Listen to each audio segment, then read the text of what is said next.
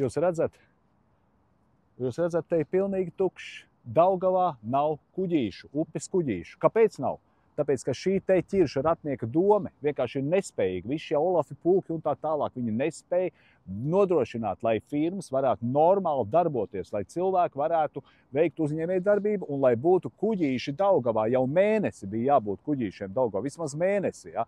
Tas ienestu budžetā naudu, tas ienestu Rīgas domē un valsts kasē papildu līdzekļus. Turisti varētu braukt ar kuģīšiem katrā pilsētā, katrā pie jūras, pie upes, liela upe. Katrā tādā pilsētā ir ļoti nopietna, laba kuģīšu satiksme. Ļoti laba.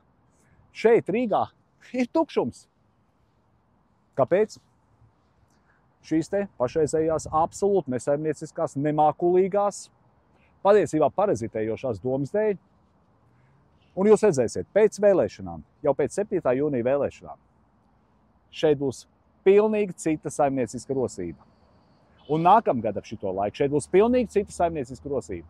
Jo mēs noteikti nomainīsim šo nespējīgo Rīgas domes kliķi. Kā citādi nosaukt, ja? Koruptīvo īpatnējo kliķi, kurai neinteresē, ka lai te darbotos, lai cilvēkiem būtu darba vietas, lai cilvēki varētu attaisīt vaļā savu kuģu satiksmi, kas ir bijuši šeit, ja? Kuriem jāgaida uz kaut kādiem dīvainiem konkursiem samudžinātiem, uz nelikumībām, īpatnējām, jau uz pārkāpumiem un tā tālāk. Ja? Tā neizdarība, kas šobrīd notiek, biznesu bremzējot patiesībā katras normālas pilsētas pie upes kuģu satiksmi, tā kā Rīgā, taču būtu jābūt kuģīšiem. Tas ir tik vienkārši, ja nav šī ārprātīgā birokrātija un nesaimnieciskums, kas ir šobrīd Rīgā. Tā kā šeit ir Daugava jāatdzīvina, un te ir ļoti, ļoti skaisti, bet, kā redziet, upe ir tukša